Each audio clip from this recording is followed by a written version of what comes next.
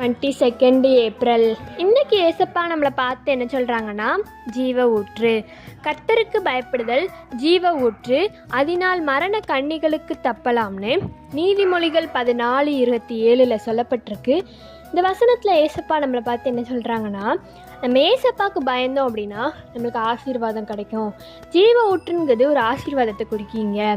நம்ம அப்படி ஏசப்பாவுக்கு பயந்தோம் அப்படின்னா நம்ம மரண கண்ணிகள், அதாவது நிறைய கஷ்டம், துன்பம், வேதனை, நெருக்கம், இந்த மாதிரி ஏகப்பட்டதுலேருந்து நம்ம தப்பலாம். அதுக்கு ஏசப்பா நம்மளுக்கு ஒரு உதவியாக இருப்பாங்க. அதுக்கு நம்ம ஏசப்பாவுக்கு பயப்படணும். இந்த உலகத்தில் நம்ம எத்தனையோ பேருக்கு பயந்துருக்கலாம், ஆனால் எந்த காரியமும் ஆயிருக்காது. ஏசப்பாவுக்கு பயப்படுங்க, உங்களுக்கு ஆசீர்வாதம். அதனால் நீங்கள் நிறைய வேதனை பிரச்சனையிலேருந்து நீங்கள் தப்பலாம். ஏசப்பா உங்களுக்கு உதவி செய்வாங்க.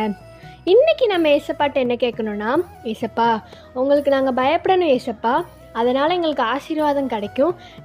அதிலேருந்து நாங்கள் நிறைய நெருக்கம், கஷ்டம், துன்பம், அதுலேருந்து நாங்கள் தப்ப முடியும். நீங்கள் எங்களுக்கு உதவி செய்யுங்க ஏசப்பா, உங்களால் மட்டும்தான் முடியும். நாங்கள் உங்களுக்கு மட்டும்தான் பயப்படணும்னு சொல்லுங்கள். ஏசப்பா உங்களுக்கு உதவி செய்வாங்க. By truth of Melchi, have a hopeful day.